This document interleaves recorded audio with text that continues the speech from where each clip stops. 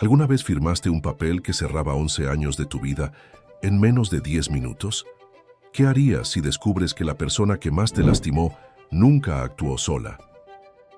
Hola, la historia sigue el proceso emocional de una mujer tras el fin inesperado de su matrimonio, desde el anuncio de la separación hasta el divorcio. Enfrenta cambios y revelaciones personales. Gracias. Esta narración es completamente ficticia y ha sido creada únicamente con fines de entretenimiento. Cualquier parecido con personas, nombres, lugares o hechos reales es pura coincidencia.